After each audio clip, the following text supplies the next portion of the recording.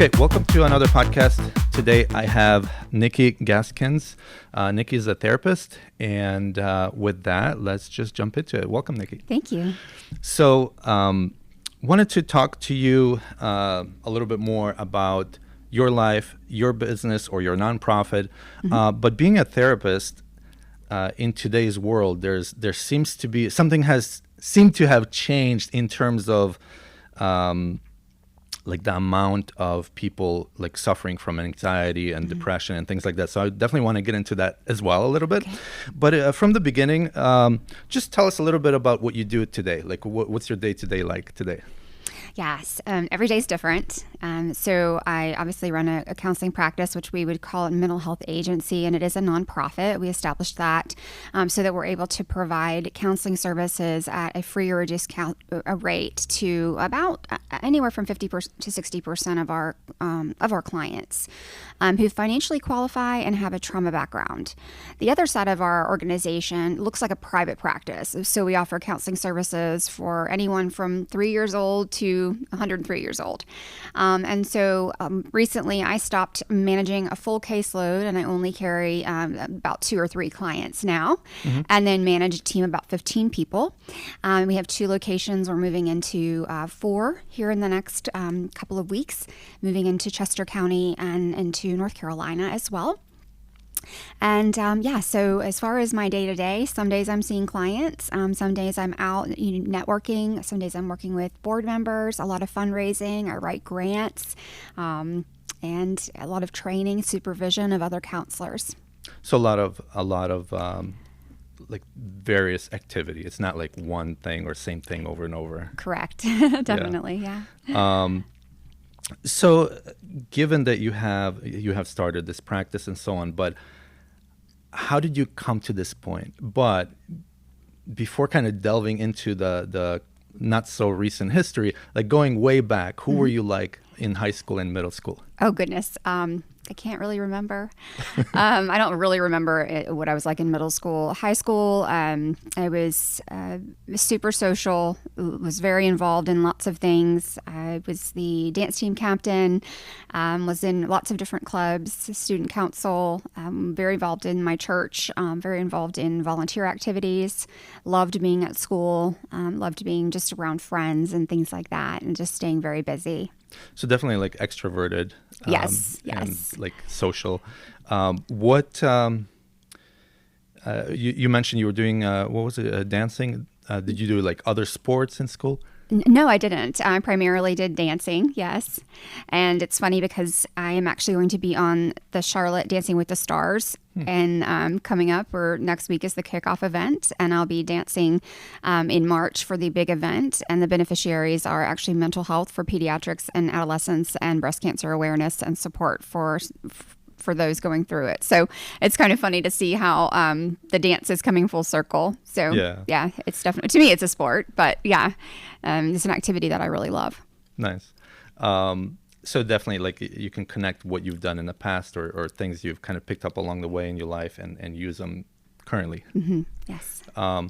So back in high school, when you were transitioning from high school to the real world, how do you, like, what was your thought process in terms of, do I go to college? Do I go to work? Do I go somewhere else, like military or something? Like, did you have any advisors, and how did you process that time? Yes, I love now that in our world, there's a return to, it's not just assumed that you go to college, and that we're returning to, there's other options. But in my family, my parents it was an assumption that my sister and I would go to college. My mom did not did not graduate from college. My dad had an advanced degree, and he just had an assumption that we would go into at least get our undergraduate degree. And so that was just assumed that we would do that. And which was great. And I got to go to an amazing school, to Florida State University for my undergraduate degree, and it was an amazing experience, and I loved it. And so I'm obsessed with college football, of course, and so that was great. And there's this thread of kind of throughout my life, a love of art and doing art, and performing arts is obviously a piece of it, but also 2D art, painting, drawing, and that kind of thing. So when I was going into college, I wasn't exactly sure what degree I wanted to do, but one of the things that I loved about Florida State was that they had a big interior design program and more like the architectural side of it. And so I was sort of pursuing that. And I did not end up finishing that in that program, but I did end up with a minor in art. And so that's kind of been this kind of thread throughout. And when I went into actually counseling, which is my master's degrees are in, was again sort of in a pursuit of art. But this time was thinking that I wanted to do art therapy and wanting to work with children to do art therapy. Okay.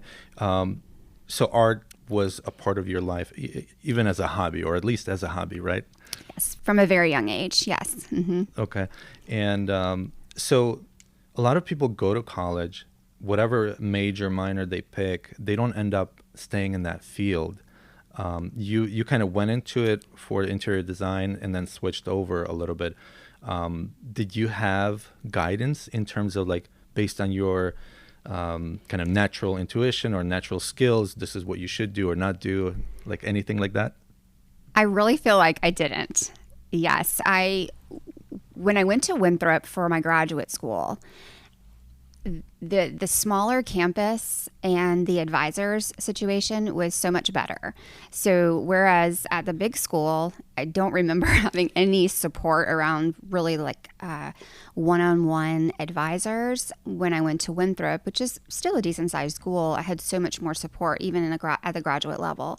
So I think it is a kind of ridiculous expectation that an 18-year-old, 17-year-old, 19-year-old is going to go to college and know exactly what they want to do. Right. And of course, I went back to school and became a totally different thing. After I graduated from college, I, in fact, didn't end up working in a job that I had a degree in anyway. So yes, I don't think that I had a lot of guidance around it, and I did not end up pursuing the thing that I studied. So, it's interesting how kids are sort of set up to study something and then they don't end up actually pursuing that thing. But we're kind of like putting these patches of quilts together, right? We're doing this experience, and then at the end or somewhere along the line, usually in midlife, it all comes together and we're like, okay, this makes sense, and we're thankful for all of the different experiences that have put us where we are. Yeah. I mean, after you live a little bit, then you realize, okay, this is what I'm good at. This is what I like. This is what I really want to do versus what I've done, or that kind of thing. Yes. Yeah. So you graduated from college. What did you do after that? Like as far as work and career? Yes. So that's when I moved to Charlotte, actually, which was in 1999. So I was here been here a while off and on. And I actually took a job in retail. And then as it turned out, at the time, Charlotte Mecklenburg was hiring teachers for lateral entry programs, and you could teach. They needed teachers so badly, you could teach in the degree that you had. And so I taught high school English at Independence High School and High School 101, which is what they call it now, but it was actually like a freshman focus. And so I had the opportunity to be in education for a little while, which is really wonderful because I ended up being a corporate trainer later on. And the credibility that came along with being an educator was really, really wonderful. Just, I had no idea like how much credibility having to do that. It was very difficult, and I looked like a student. I was so young, and I got in trouble for being in the teacher's lounge because I looked so young. But it was a really great experience, and it was and very difficult. But I'm really thankful for that. And then after that, I decided that I wanted to pursue something that was a little bit more paid better and gave me a little bit more opportunity to achieve some other kinds of goals. I found that my personality was not someone that wanted to get up at 5:30 in the morning, and liked to have was someone that enjoyed seeing something that was more goal oriented. So I found out, oh wow, I really like selling. And I went into real estate and actually went into the home building industry. And then from there, that is how I ended up in becoming a corporate trainer, and some really neat things went from there. And again, like I said, the fact that I had been an educator was matched those two things, and they said, we need a corporate trainer. You have an education background. This selling thing comes really easily to you. Would you like to start training people? And I said, I would love that. And then some really cool things happened from there. So that was like you were an agent, a real estate agent? I was. And then transitioned to like training other agents, or what was that like? Yeah, so in the home building industry, at the time, you did not have to be licensed, but I was. And so but I worked on site, and so I would sell homes that usually were to-be-built homes in communities. I eventually ended up being a real estate agent, what we call general real estate, and working as a buyer's agent or a seller's agent. But at this time, I was working for builders directly, and then went to the corporate level or to the local level and worked at the corporate offices. And I was a sales manager and a corporate trainer at different levels. And so I worked in the Charlotte region, and then I went and worked in a couple different regions like Greensboro, Greenville, Spartanburg. And then I took a job in Florida, and I was responsible for the state of Florida. I had some responsibilities in the Washington, D.C. area, and then in the Northeast. So that was really exciting. And I trained salespeople and golf sales representatives and design sales representatives, and it was a really neat time in my life. What would you say is or was like one positive thing, one negative thing about working with people in the sales, specifically in the sales environment? That's a great question. The fun thing is getting to see them achieve their goals. And so one memory I have is some aha moments where people were able to identify the thing that was their fear. So one person saying, I realize now that I have this phone fear. And so getting on the phone and helping them overcome that fear and working through that. One of the other thing that ends up is this tension between working in corporate business and having this purpose-driven life, or working through a purpose-driven life and figuring out how to negotiate that, which is this place that I came to in my late 30s, where I was looking for something more meaningful. And I kind of turned into the human services field. And so I think where that is sometimes in selling, it can become it can feel like a materialistic thing. And so that tension of remembering what's important and not getting caught up in whatever it takes to get the sale and some people being cutthroat, or the competition, or being willing to stab someone in the back, because sometimes you do see ugly sides of people that are willing to do whatever to get the sale. So that's not a really pretty piece of things in sales. Yeah. But just working with people in general, then it sounds like you had some leadership roles as well. Yes. What was that like from leadership perspective? In that stage of my life, I just didn't know what I was doing when I look back on it. I was so young, and it's kind of funny that I guess it was helpful that I didn't know anything, because if I had known how little I knew, it would have been kind of messy. But just navigating it and being kind and just doing the best. I was reading a lot of books at the time and trying to learn a lot. And then now that I've had all those experiences, and I'd say a lot of lessons learned, I can take all of that into the leadership that I have now, and try to just do a lot better. Yeah. So then eventually you came to conclusion that you wanted to start your own something, right? Like now you have a nonprofit. So how did those thoughts originate, and like how did you come to starting the nonprofit and what you do now? Yes. So like I said, I decided to go back to school, and I thought at the time that I wanted to do art therapy with children. The program that I went into did not specifically have an art therapy program, but I knew that I would be able to do creative interventions and that kind of work. And so I did. My husband and I ended up having a surprise baby, which was really exciting, right in the middle of the whole thing. And so I ended up doing some PRN work and some temporary work. And the work that I was doing was inpatient. And so when you're working in an inpatient, it's very acute. There's a lot of emergency situations, and it's not ideal to have an infant at home. You can't exactly just you can't leave an inpatient facility when you have young children at home. So the tension of that wasn't ideal. So I decided that I needed to work somewhere that was more of an office setting. I did a little private practice work, and then I ended up at a victim services agency called Safe Passage, and particularly worked with domestic violence victims, sexual assault victims, and child abuse and neglect victims. And so that work was really meaningful. Obviously very difficult work, and I burned out pretty quickly, but what I was able to identify was this big gap in care. And so clients that would come to us would be in a crisis, and so in a very acute place. And we would be able to, with the grants that we had, provide anywhere from 8 to 16 free sessions, but then we would need to refer them out to the community. So all of these clients, of course, had experienced some kind of trauma. When someone experiences trauma, especially those kinds of traumas, their brain is rewired, and they're living in a fight or flight state, and their threat response is really intensified. And what that really means as far as the kind of counseling that they need to heal is a very specialized type. So we would want to refer them to something like the modalities we call EMDR, ACT, brain spotting, a couple others. And those are very specialized and therefore very expensive. And so primarily what we found was that there were not a lot of affordable options for us to refer into the community. Most of the people that provided that do not accept insurance. They're self-pay.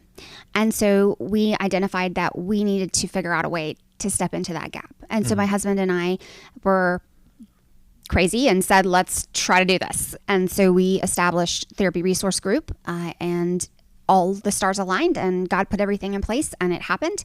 Last year, we were able to give away over $162,000 in free and reduced counseling services to those that we identified needed that. And hopefully this year we will exceed that as well. Oh, that's great. Definitely, it seems this is kind of bringing into the general topic, but it seems like there's a greater and greater need for therapy for, there seems to be, especially, I don't know, from my perspective, more on the teenage, young adult kind of age gaps. What do you think has changed in the world that is causing younger, whether it's teenagers or younger adults, to be more depressed, to be more anxious in this world? And it's definitely a loaded question, and there's a lot of different schools of thought on what this would be. I think there are a lot of things, COVID being one of them. Even though statistically a lot of things were declining before that. So we can look at isolation as it relates to phones, social media.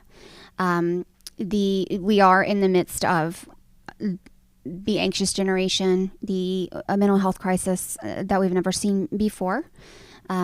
There's a crisis of meaning, a crisis of purpose. This generation that we have coming up, they're looking for more. I feel like we also have a group of parents that are also lacking in their purpose and meaning, and then also a very anxious parent, typically, who are also portraying that onto their children. And so there's many factors that are at play, but overall we are seeing a huge increase in the social anxiety, the overall anxiety, depression, and other mental health issues. Yeah, I mean, just even from my personal life, my daughter went through a lot, like a phase of like teenage depression, anxiety, all that kind of stuff. And from my perspective, I thought that I was doing everything kind of right, like as a parent, providing for her, giving her everything she needed, going to a good school, everything seemed to be provided for her. And it's like, I didn't get like, why, what happened, kind of a thing. But I've heard in other, from out there basically, that it seems like there's more of these type of issues in an environment where the person has everything they need, like in environments in third world countries and so on, where people lack things. It seems like there's less or no depression or anxiety, or they're just like trying to survive. But in the environments where you have everything, or you have a choice, or you can do anything, people just kind of like don't know what to do, or I mean, I'm not articulating it really great, but kind of like, do you have insight into that area of things?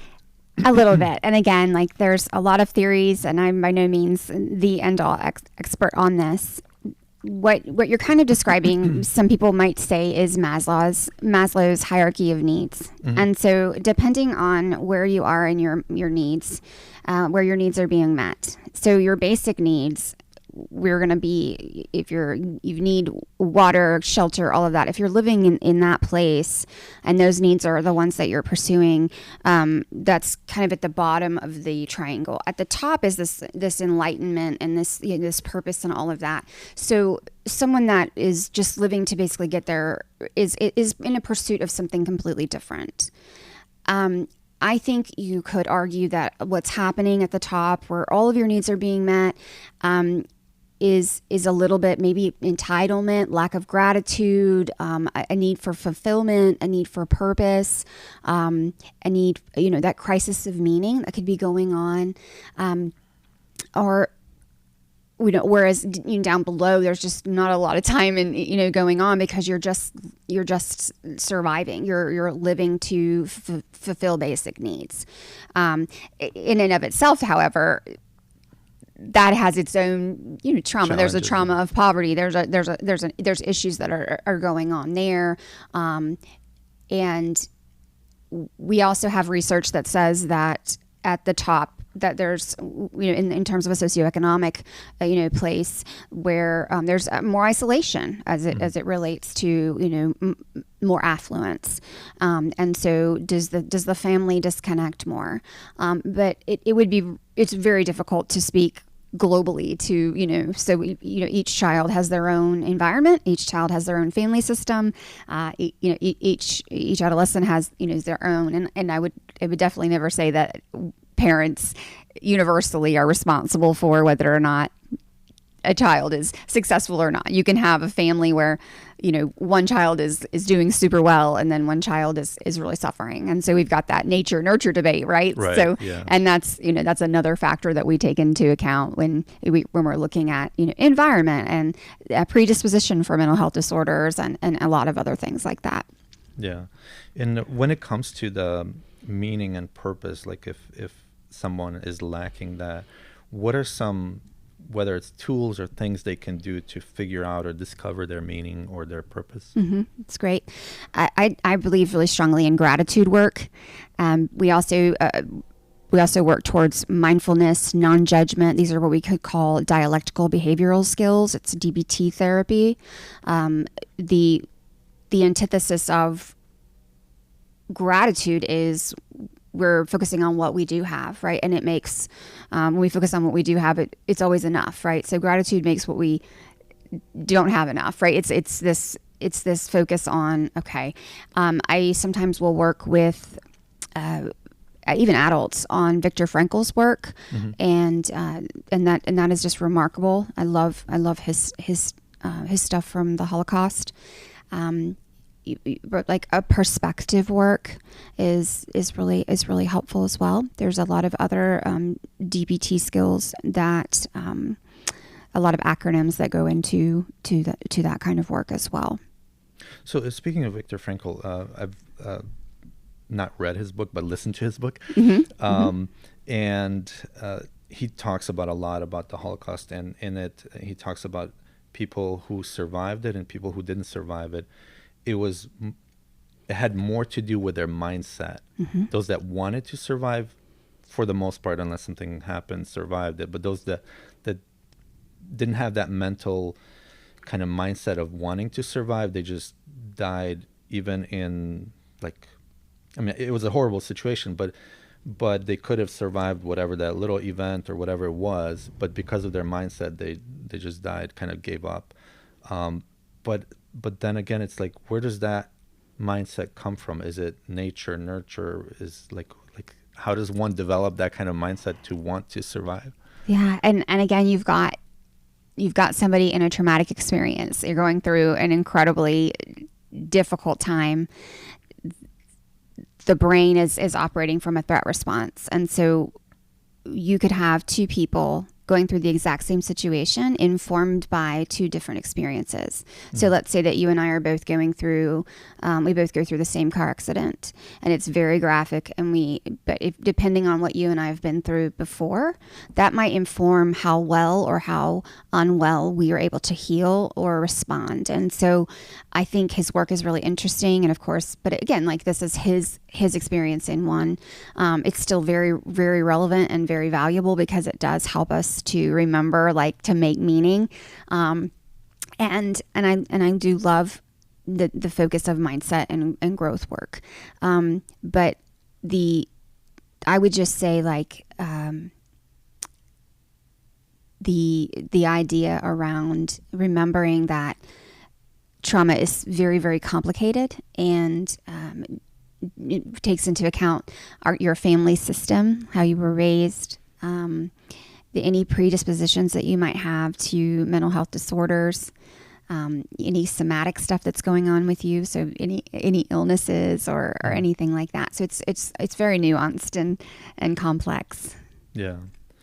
Are there, for an average person, are there tools to kind of develop and have a great mindset or develop a great mindset?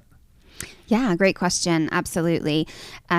With mindset, overall, I would say a lot of cognitive behavioral therapy is identifying what your thoughts are. So thinking about what you're thinking about. So what we have to go back to self-talk. And a lot of self-talk is identifying messages that have been said over you your whole life, which has also sometimes become mistaken beliefs. So for example, if I believe that I should feel bad or guilty every time that I say no to someone else, and therefore the mistaken belief is that I'm bad when I don't do things for other people. Now, where did I get that message? I may have grown up in a home where I needed to please and meet the emotional needs of my parent. So now, what is my self-talk? It could be I'm bad, or I need to meet other people's needs, or I can't say no. So if a person in my life is upset with me, the thought might be, I'm bad. I'm disappointing. I'm not fulfilling the needs. I'm a failure. Okay. And so cognitive behavioral therapy says thought becomes a feeling becomes an action. And so where do we need to start with that, right? We need to identify our mistaken beliefs. We need to work on our self-talk, and then we can start identifying the thought that we have, and then we'll be able to change our feelings and change our actions. And so a lot of that goes into mindset. Another thing is to accept that it's okay to make mistakes. So if I have anxiety, or if I have a perfectionism tendency, it's just like, it's okay. I know that when I make a mistake, then that's an opportunity for me to learn. And so with little ones, the growth mindset is, hey, mistakes are learning. There's no focusing on getting it right every time is actually counterproductive, because we don't have the opportunity to learn. There's a lot there with that, but those are a couple of things that come to mind just off the top of my head. Yeah. And you mentioned people pleasing. I feel like for me personally, I put it more on my personality, but is it a personality thing? Is it something that we're born with? Like based on your personality, you tend to be more of a people pleaser, or is it more of a nurture thing, like how we grew up, under what conditions, what environment, what how people raised us and that kind of thing? Like, what do you think it is? Okay, so this is me coming from a very family systems lens. That's the type of therapy modality and theorist I come from. I definitely think that it's more of nurture and family of origin, a lot of birth order. Are you an oldest? No, I'm in the middle. You're in the middle. Okay. So are you the oldest boy? No, actually I'm the youngest boy. And then I have two sisters that are younger than me. Okay. So it's a fascinating thing to study. And so, and then like, just where am I looking for attention? Where am I looking for approval? What did I need to do to be heard, valued, but again, like very subjective. I would never say anything is universal when it comes to someone's needs for people pleasing or approval orientation, approval addiction even. But my personal opinion is that yes, it has more to do with nurture, family systems, and often birth order. Mm-hmm. What do you think of all the personality tests out there? How valid or how helpful are they? They can be helpful, especially in leadership. I think that can be, something that's very interesting. I think people get really excited about understanding themselves and then understanding their coworkers and integrating that into their teamwork. But again, I think it's also really important that we don't look at something universally or box ourselves in or, label people. We also want to make sure that if we're going to use something and die by it, that you're looking at whether it's research based. So is it peer reviewed? Does it have empirical evidence? And some of the stuff out there does, and then some of it doesn't. So, if you're just having fun and you're taking a quick test and you're playing games and things, that's fine. But if you're going to ride or die by it, then you probably should identify if it's accurate and has research behind it. Mm-hmm. When it comes to addictions and things like that, what are some tools again or behaviors that people can do to come out of addictions? Or maybe if you can describe what are the different parts of addiction and how can people change it or get out of it? Yeah, and this isn't really my wheelhouse, but depending on, we have different things. So you have substance abuse and you have substance use. Mm-hmm. So use would be, you have a problem using too much, or do you have an abuse disorder where it's taking over your life and you're seeing really severe consequences as it relates to, or an addiction? Mm-hmm. There's the 12-step model, which is a very popular thing that's been around for a really long time, which people go into AA meetings or NA and a lot of other inpatient programs. Inpatient would be going into a facility, staying overnight. And most people that do that need to go through a detox program. And then they would do a step down care, which would be going into PHP, which is partial hospitalization program. Mm-hmm. Partial hospitalization program is kind of like a camp.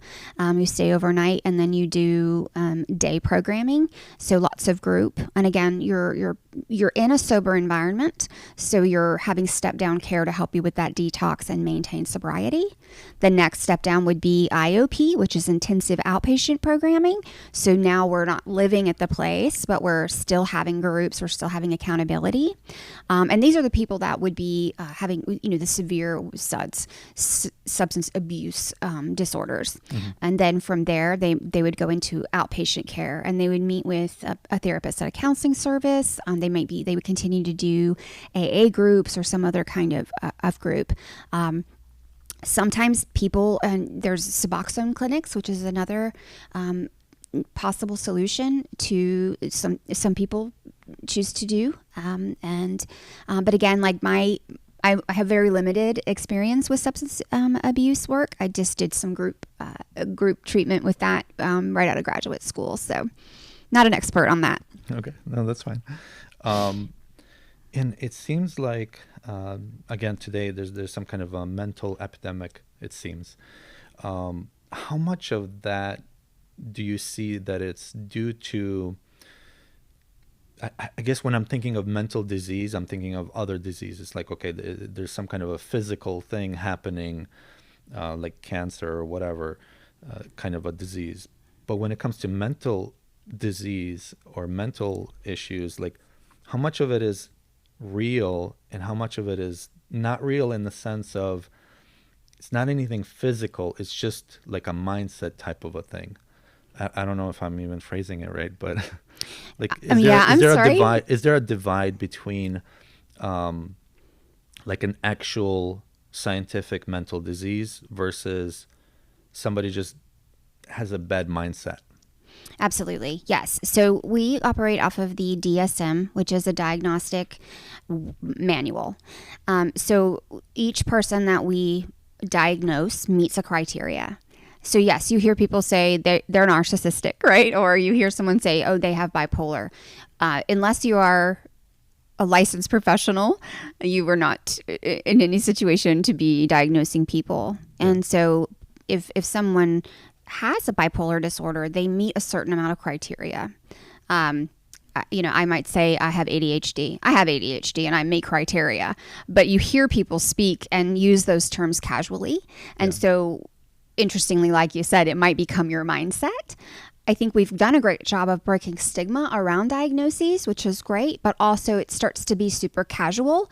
And then what we've also seen is that TikTok is a lot of self-diagnosing for young people and teenagers. And so a lot of diagnoses that are very, very rare, like DID, schizophrenia, some of these that are extremely, extremely rare.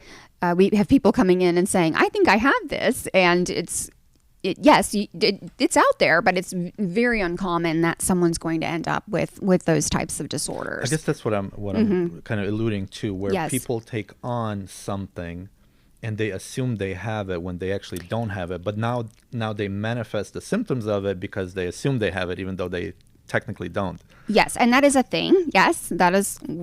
We have that tendency, and there's actually diagnosis for that as well. But that goes back to sort of your question earlier about what's going on with teenagers. And we all have soul holes. We all have a desire to fit in. We all have a desire to be seen.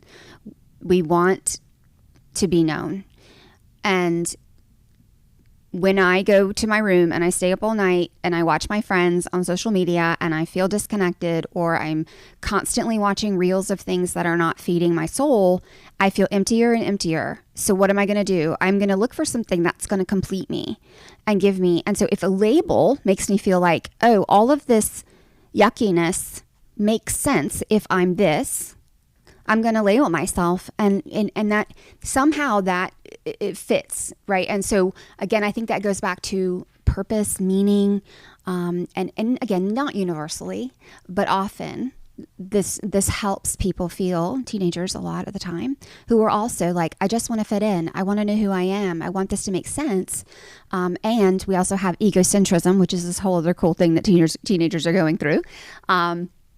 At play. And so kind of back to your earlier question about that, I think, we have those influences and those desires to mend that emptiness, and sometimes feeling like I can put this label on it. It makes us feel like we know who we are. Does that make sense? Yeah. And it externalizes the thing that's responsible. It's like, well, I'm not responsible for this. I have this disease or this thing or whatever. It's like, then I can't do anything about it. Kind of a thing, right? Like we're giving the power to something else instead of ourselves when we can do something. That's a big argument around substance abuse and mental health disorders, and and in the outside world, and even in the world of counselors, for sure. Yeah, that's a big discussion point. Yeah, it would be good to have some kind of diagnostics to be able to tell, okay, is this a real thing or is this something that we created ourselves? Where it's real now because we say it is, but it wasn't really. I don't know if there's a solution for that. No, I feel like with my daughter, I'm bringing her up a bit. She's definitely way better now, and she's turned her life around.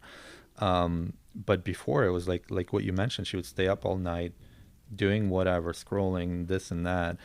And then, she would be like, well, I have insomnia, I can't sleep, and this and that. And, like at night she'll stay up, but during the day she'll sleep, things like that. So it was like. Yes. I mean, absolutely, we need healthy habits. We're all going to, if we don't sleep and we don't take care of ourselves, there's going to be a certain level of deterioration. And then again, if we're predisposed to some mental health disorders, or we are going through what we call an adjustment situation, we are suffering from just the influences of the world, or we're feeling left out, or maybe we're experiencing some bullying, or maybe we had a bad breakup. Yeah, I mean, it can start to feel like this just kind of bad storm, and then kids don't eat well and they don't drink water, and just some of those things that happen. And yes, it can. So it's like a lot of both, right? It's not really necessarily one or the other, but it can be both. Right. And then you add in there like substance abuse or alcohol or things like that, and it's like you mentioned, it's the perfect storm of all the bad things. And then it's like, well, now, so is it a mental health kind of a thing? I mean, like it's so many issues there that you can't, it's hard to unravel or pull them apart. that kind of thing. So, but for her, it was more of, I don't know, like a mental shift. She gave up kind of her old lifestyle, and then now she's like a whole different person. So, but anything else you'd want to share on kind of anxiety and depression, and what's like any other thoughts you want to share on that? I would just say, like, if you have a relative suffering or you're suffering, definitely get help. Come talk to a counselor, and that person can help you decipher. Is it a mindset thing? Is it bad habits thing? Are you clinically depressed? Do you have anxiety? Let's work through some tools and some coping skills. Do you need to go talk to a psychiatrist about medication? There's lots of different levels of things that are going on, and the experts can help you to determine, at what level you are. Mm-hmm. And when it comes to therapists, psychiatrists, and so on, like in business, in sports, there's levels of competence, not just competence, but levels of professionalism. And, yes. Mm-hmm. You have like the top athletes, mm-hmm. and then you have athletes that barely make the team. So I would think it would apply same way towards any other industry. So what when looking for a therapist, when looking for help, how do you identify the best help that you can get? So as far as like a therapist, we all have to pass the same exam to be licensed. The requirements are the same. And I guess the definition of what you think is the best therapist would change based on your needs and wants. I would obviously look and see if there's any reports at the state level to see if there's any complaints or anything like that of the person. I might look at reviews. I might ask around. I would look at their Psychology Today profile. I'd look at their website. I would look at, I'd ask if they would be willing to do if this is really important to you, would you be willing to do a quick 15-minute consult? I have questions about what I'm looking for. Do we have matches? Do you have biases that are going to influence things that are important to me? But yes, I mean, it's important to know that every counselor is going to come to their work with a certain set of experiences. I'm a woman. I'm white. I was raised in a Christian home. And so the training that I received, though, is you do need to check those biases. You do need to be able to come into the room as a counselor and make sure that the space is safe and about the person. But it would be naive of me to say that sometimes that stuff doesn't exist in the space. And so, but am I trained? Do I have a supervisor? Am I good at this? Do I know what my blind spots are? Yes, because I've been doing this for a really long time. Are they actively seeking supervision? Do they have any specializations? Do they have extra credentials? Are they actively training? Are they published? There's a lot of things that you can look for. So what's the difference between, a therapist, a psychologist, and then a psychiatrist? We get this a lot. People want to call me Dr. Nikki. I'm like, I'm not a doctor. So you have life coaches, and those people have certifications. And sometimes you'll see a therapist, which is a licensed person, also working in coaching or consulting. And so those are very different things. And their professional disclosure will explain what those limitations are. Mm-hmm. So a life coach can help you with kind of the goal setting, maybe getting out of a funk, working through some grief, but they're not going to do any of the diagnostic stuff, and they're not going to be able to touch anything that's intense like trauma or big things that we would say are really clinically acute. And then you get into counseling, and that's where we're at the level where we're diagnosing, we're working into trauma, we're working at a clinically acute level.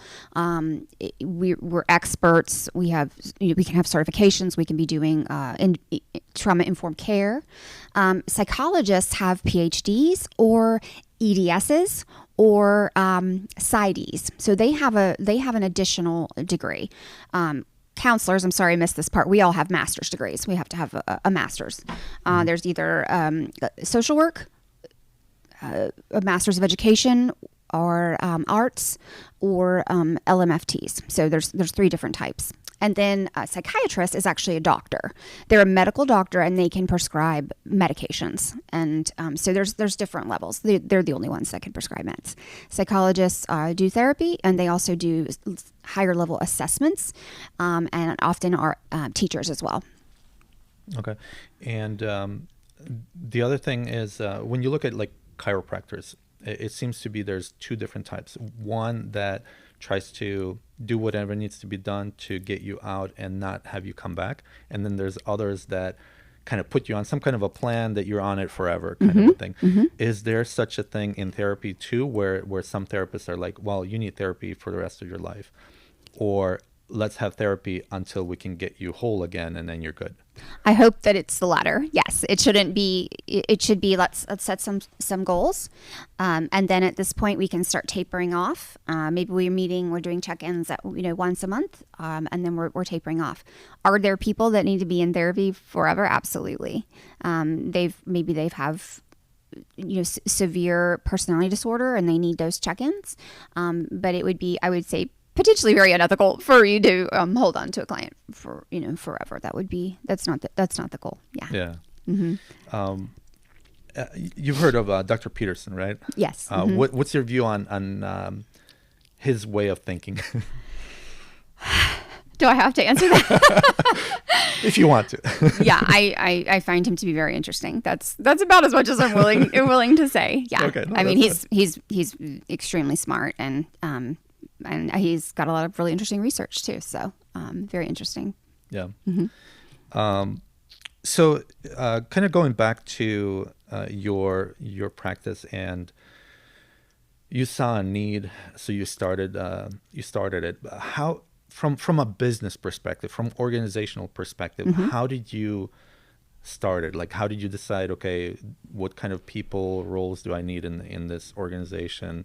Where do I go to get them? Like give a little bit of a background of how did you organize it? Yes, such a great question. And I joke now that if I knew what I needed to do now, then what I know now, that I wouldn't have done it, because it was just kind of walking through the whole thing blindfolded. The first thing we needed to do was get sort of the licenses and the nonprofit status, and we hired someone to help us with that part. So we got the state EIN number, nonprofit designation, and then spent so many hours on the phone with the IRS getting the federal. We found a location.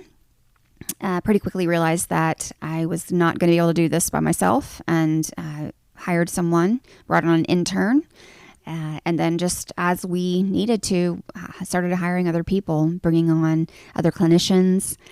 We brought in a second location, started bringing in more people to help us. We hired for a small time, we hired a grant writing team. And then I started taking that over. We still have a billing team that we contract. We hired a credentialing team for a little while. We contracted. So we just kind of filled it in, and as we went, and built a board. We had a small board to begin, and we're still expanding and building the board. So I think it's just steps and learning as you go. Making mistakes and saying, we won't do that again. Writing policies. We had to write the policies as we go. I've joined a lot of organizations in the Charlotte area that have taught me. Mission Charlotte, Share Charlotte have been really great partners to teach workshops on, hey, you need a financial policies and procedures. Here, let's do this. Sit down and write this together. This is what board governance looks like. Some of these things that really just don't know that you don't know until you start doing it. Yeah. So at first you said you started it kind of by yourself, and then quickly realized you need other people. What was your thought process before bringing on other people, and then when you realized that you needed other people, like what was the reason? What were you thinking at that time? So many clinicians or therapists actually run solo practices, sole practices, and somehow they're doing scheduling and billing and all of those things. And so I think what's different about what we do is we're raising funds and we're writing grants and we're making and building partnerships in the community. So I can see clients, and I probably could have done the appointment setting and maybe even some of the billing. But when it comes to running social media, fundraising, writing grants, building relationships with donors, that's like 5 people. So I had to had to find some other people to be, and then eventually, which is what I did in the last couple of months, is stop seeing a full caseload of clients because those other responsibilities are a full-time job. Really are still probably 2 or 3 people's worth of work. Yeah. And now that you have more people on board, what's it like in terms of leading them, managing the day-to-day and so on? Yeah. So now, there's the managing people part, right? Which I love people and I love my team and I love caring for them. And then it's just making sure that you're, casting culture and building systems in place that provide really good communication. So we use GroupMe, we use email, we have consistent meetings through the week, but we don't want to do too many meetings, We have as many systems in place, but we also don't want to micromanage. So it's just like figuring out like the balance. We use a lot of Brene Brown leadership techniques and just, like culture of like assuming that everyone's doing the best that they can. And I'm very much an autonomous leader. So just believing that everyone is capable and not really trying to crack down too deeply. If they need support, I'm there. And then we do scheduled check-ins on cases and things like that. And I have some scheduled, things that I check in on that, inspecting what you expect type of thing. Mm-hmm. What is kind of like one of the most inspiring thing about what you do now? Inspiring to me or to Sure. to me is just the impact that we're making on the lives of others. So the other day, when one of my child clients told me that when she comes into the playroom, she feels like she can do anything. In fact, she could get into a rocket and shoot to space, is what she said. And that was really, really special. I thought, gosh, if this is what this environment feels like for a little person, I feel like we're doing something really cool. Yeah. And what is one of the biggest challenging things that you have to deal with on a regular basis? It's just making the numbers work. Always, it just feels like we're always hustling and selling a ticket or, trying to fund something. We've got the operations side of things, building management, maintenance, that just the unfun type side of things. Yeah. Yeah. How do you deal with balancing your work, your time at the nonprofit, whatever you're doing there, and at home? Yeah. How do you balance between the two? I'm not sure that I'm really great at that. One of the reasons that I stepped back from seeing clients is because I was not balancing it very well, and a lot of my emotional capacity was being drained by having a caseload of clients and then trying to do the other piece and then trying to do a good job of family. So taking that out, making sure that I have self-care, making sure that I have the energy to really engage my family. And if I don't, then that's a measure that I need to really step back and give myself some time. I make sure that I get enough sleep, I exercise, and I really try to commit to eating well. It's really hard because I love sugar and carbs, but I'm working on right now not doing sugar and carbs because it definitely makes me feel like I don't have as much brain fog, and I can really show up for people and not be irritable as much. And yeah, so just really like intentionality. My faith is really important to me, so carving out the time for looking at the Word every day, and making church a priority as well. Yeah, no, I smiled there because sugar and carbs is my weakness too. Yeah, pizza and donuts, right? Yeah. Yeah. Mm-hmm. But what about like when you're dealing, you're providing service therapy. Mm-hmm. Do you tend to bring on whatever is happening with that person on yourself, or how do you put a fence or something between what's happening with that person and you so that it doesn't affect you personally? It seems like some people have an easier way of not taking on somebody else's burden, and other people almost like unintentionally just take it on. Yes, and that's a really good point. I am by nature an empath, and most therapists are, which is part of what makes us really good at what we do. Fortunately, we are trained and educated thoroughly about how to maintain self-care. We talk about countertransference, which is when things feel really personal. We talk about there's just a lot of education around that. When something feels very personal in a session, let's say the client it has a story that feels very familiar, or we're very triggered by something that the client does or says, we're taught to go into what we call supervision. So we're going to go to a staffing meeting and process that with other counselors. We're going to go to our leader, and we're going to process through it and work through that. And if we can't work with that client, we'll transfer that client, because that's the ethical thing to do. If we are really, really burned out and we're finding that we're over-identifying with a lot of clients, then that's also a signal that we need to take a break, and we need to probably lower our caseload. Or maybe we need to be in our own therapy.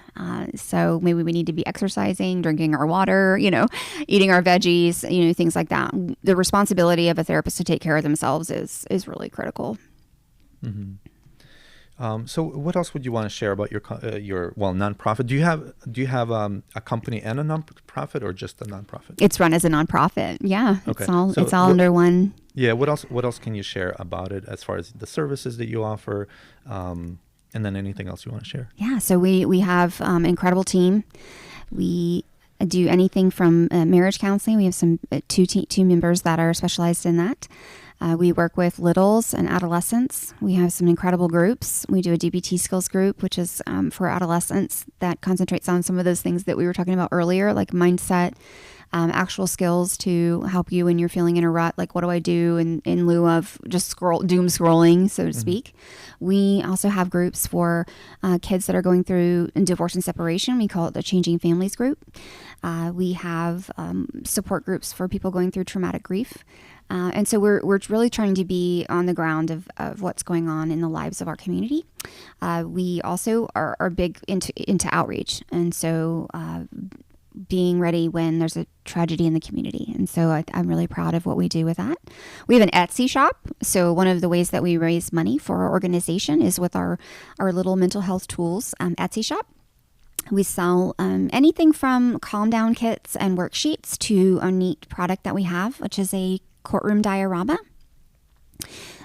which I developed way back in 2018. Mm-hmm. So when I was working at the Children's Advocacy Center with kids that are abused and neglected, sometimes they have to go to court and testify against their perpetrator, or sometimes kids have to go to court and testify to talk to the judge about what they want in custody.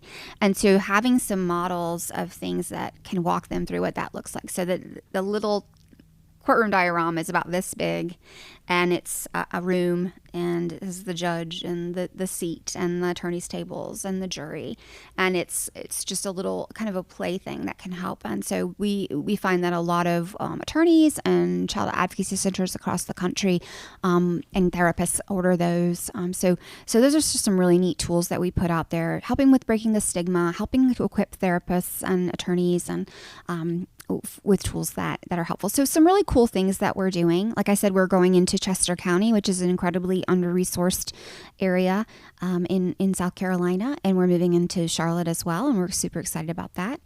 I think that's it. We're always looking for people to come alongside of us and be monthly donors.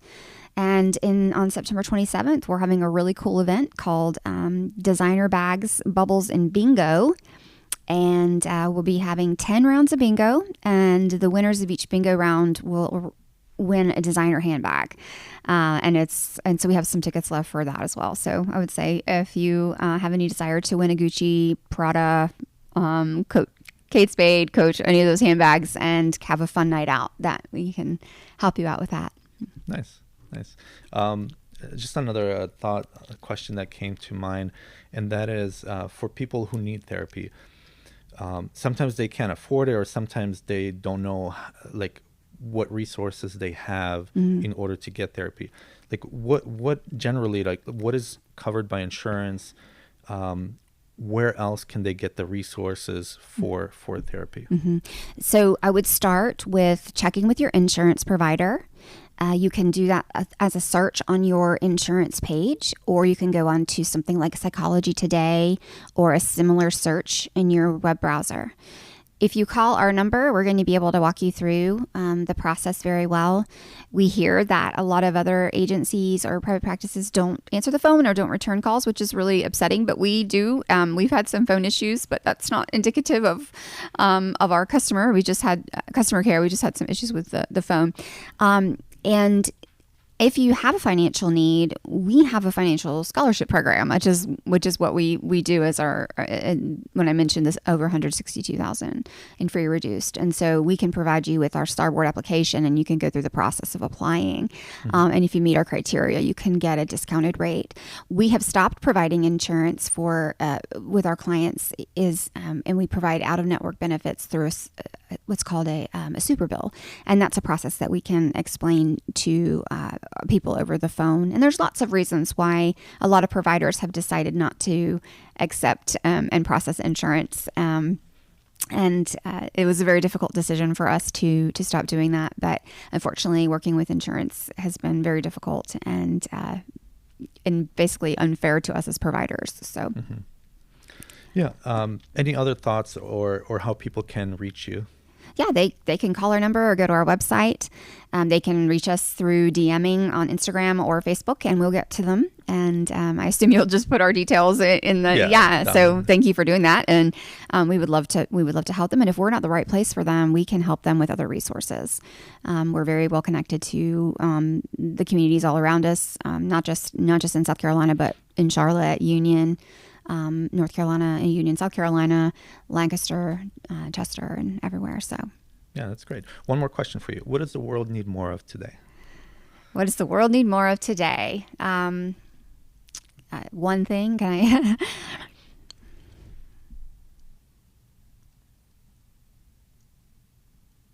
Truth, I think. Yeah. Yeah, that's great. Well, yeah, thank you for sharing your story, sharing a little bit about what you do, and coming on the podcast. Thank you for having me. Yeah, yeah. Thanks.